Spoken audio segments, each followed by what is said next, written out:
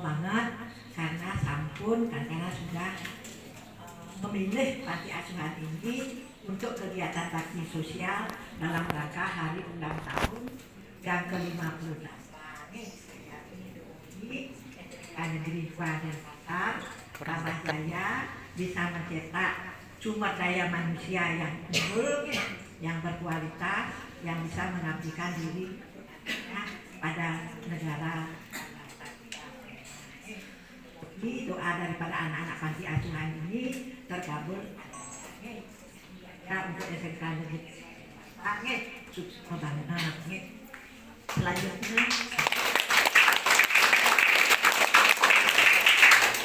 Selanjutnya kami informasikan sedikit mengenai Yayasan Panti Asuhan Aturan ini, di mana didirikan sudah 36 tahun yang lalu. Jadi sudah betul-betul dewasa. Karena pada saat itu yang menjadi gubernur adalah Bapak Idul Fitri. Nah, karena pada saat keadaan dunia wilayah bangsa Indonesia kita pada saat itu termasuk Bati, banyak sekali anak-anak yang memang drop out. Nah, makanya pada saat itu sekitar tahun 1985 ke atas kita terkenal dengan adanya GNOTA, Gerakan Nasional Orang Tua Asuh. Karena banyak anak-anak yang drop out pada saat itu. Mungkin ada yang sudah lahir ya? Sudah SMP tapi. Jadi beliau berpikir, karena tanggung jawab daripada mencerdaskan bangsa tidak saja pemerintah, tapi juga tanggung jawab kita bersama. Jadi kalau SMK Negeri 2 itu yang inisiatif daripada pemerintah kan di dalam mencerdaskan bangsa. Tetapi di panti-panti asuhan atau kegiatan-kegiatan lainnya adalah tanggung jawab masyarakat di dalam mencerdaskan bangsa, karena itu sudah tercantum dalam pembukaan Undang-Undang Dasar 1945. Nah, didirikanlah panti asuhan ini, di mana kami panti asuhan ini yaitu untuk menerima khusus anak wanita. Ini supaya memudahkan kita di dalam membinanya. Kan satu panti asuhan ada cewek ada cowoknya, bisikan bagi kami setelah mereka dewasa. Jadi itulah semua anak-anak wanita yang yatim piatu, anak yang yatim, anak piatu maupun anak yang dewasa atau kurang mampu. Ya, kalau kita tidak tampung mereka di sini, mereka tidak akan mungkin bisa meneruskan sekolahnya. Dan sampai itu kami juga memilih satu kepercayaan, yaitu satu agama Hindu, untuk memudahkan kita, karena kita ini bukan guru profesional yang bisa mendidik segala macam agama. Khusus agama Hindu, jadi kami menerima anak wanita yang beragama Hindu. Kendati pun nanti pada saat itu kami temui ada anak laki-laki, kasihan sekali anak laki, tulang punggung daripada keluarga nantinya.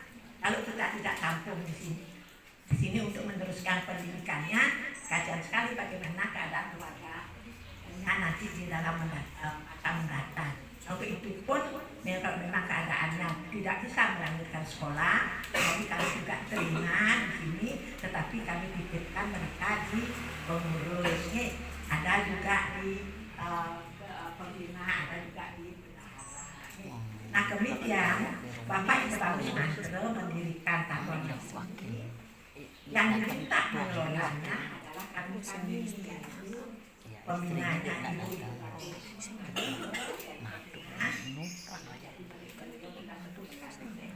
Beliau sudah oke, tidak bisa hadir pagi ini. Kemudian ada pengawas Ibu Sri Ayu Janawati Sarjana memang ditulis sebagai pengawas sehingga mengetahui bagaimana cara mengelola panti asuhan yang benar sesuai hukum yang berlaku. Pengawasnya, kemudian Kenten pengurus, ketuanya Ibu Sri Ngurah Ketu, juga dalam keadaan sakit. Nah, juga pagi ini tidak bisa hadir.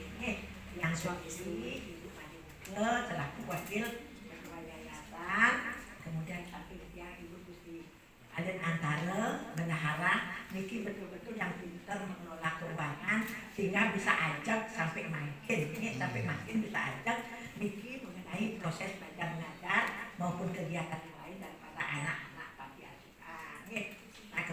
mantan sekretaris, juga sekretarisnya sepuh, juga kurang kesehatannya masih anunya 90 juga tidak bisa hadir, dan juga dibantu teman kami satu namanya Ibu Gusti Rakanayana juga karena keluarga masih sakit juga tidak bisa hadir.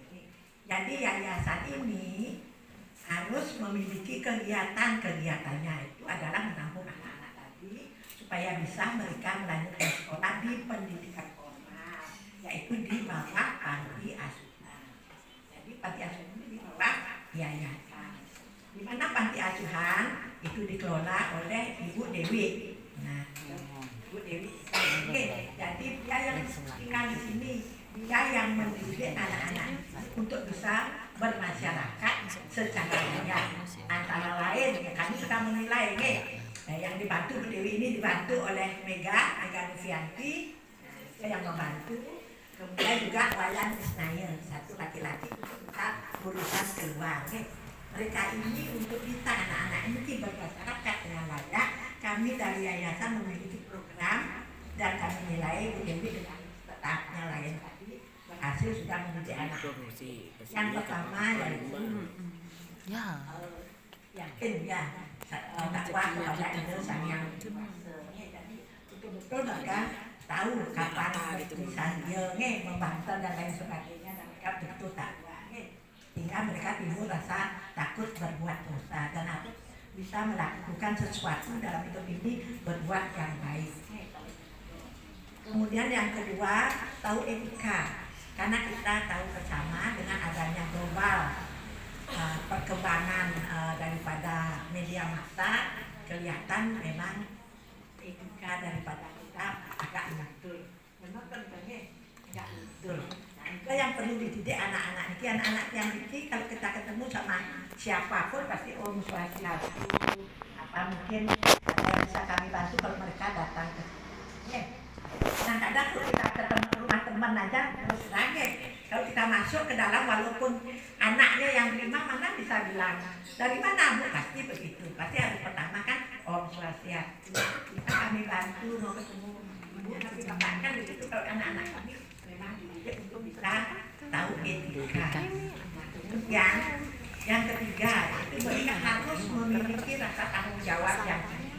Jadi mereka itu yang sekarang tinggal di sini 38 anak, mereka sudah bisa mengelompokkan diri untuk membagi tugas supaya proses kegiatan ini termasuk belajarnya itu bisa berjalan dengan lancar.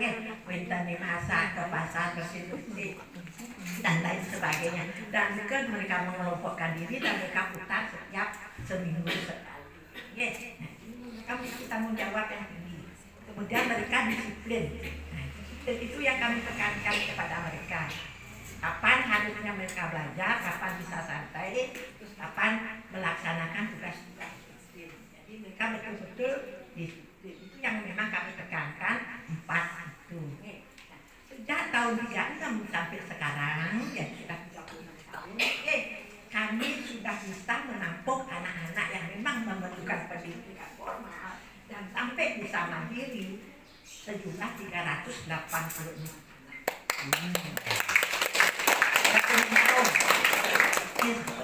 yang sudah sejak tahun 2015, memang sebelumnya itu kami memang menerima mereka, menyekolahkan mereka sampai SMA. Nah setelah SMA kita menjadikan mereka pekerjaan. Setelah mereka mapan, ya cukup mapan, kita panggil orang tuanya, kita kembalikan kepada orang tuanya tanpa ada ikatan apa-apa. Jadi yang tamat SMA sejak tahun 1987 sampai 2015 ada 323 anak. Mereka yang sudah tamat SMA dan sudah mereka bisa mencari pekerjaan, kami juga sudah kembalikan orang tuanya. Nah kemudian setelah tahun 2015, di mana kita ketahui bersama pendidikan dengan perkembangan yang global ini tidak hanya diperlukan pendidikan hanya SMA, diperlukan juga pendidikan sampai di perguruan tinggi. Nah untuk itulah kami kuliahkan mereka. Jadi sejak tahun 2015 kami memiliki suatu terobosan supaya kita bisa mendidik mereka sampai perguruan tinggi, karena kasihan sekali ternyata anak-anak kami itu banyak sekali yang berprestasi kawin tadi yang berhasil dididik oleh Dewi. Dan mereka betul-betul di sekolahnya berprestasi dan gurunya juga menyampaikan pada kami, anak ibu betul-betul berprestasi, kasihan sekali kalau tidak dilanjutkan ke perguruan tinggi. Terbukti ada anak satu kami yang dapat PMDK di Universitas Fakultas Teknik Sipil Universitas Budaya. Anaknya itu memang anak yatim piatu dan ibu betul-betul gersang dan kurang mampu. Itulah untuk adik-adik yang SMK negeri 2 dan Pasar. Ini jangan mau kalah dengan mereka ya. Mereka itu anak yang kurang beruntung, tidak ada yang bisa memenuhi kebutuhan sekunder tersier mereka.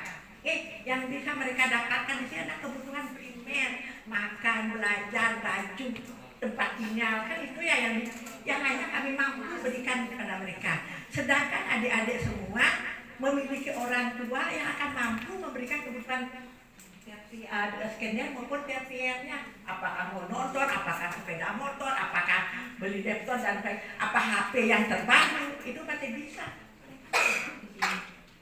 Jangan kalah kepada mereka.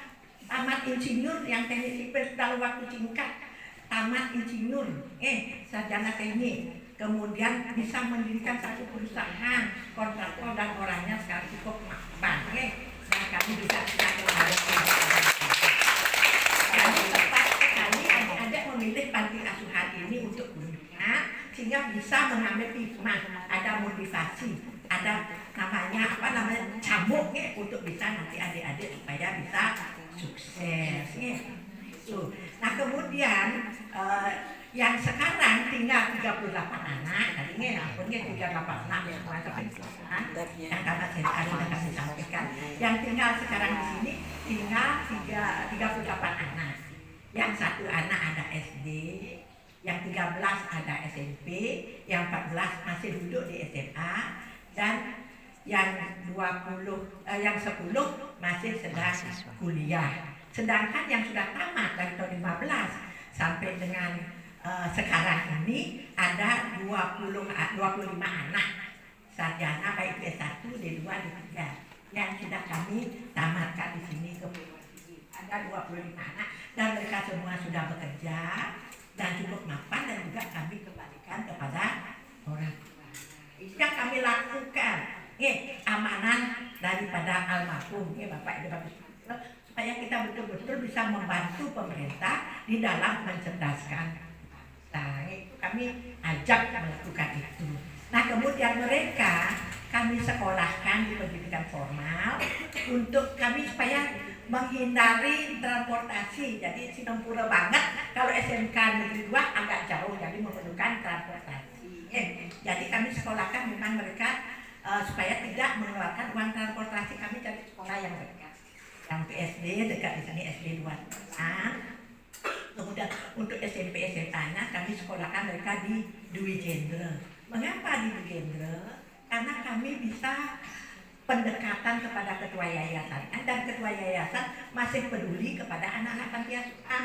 Kami diberikan diskon untuk SPP 50%. Masalah uang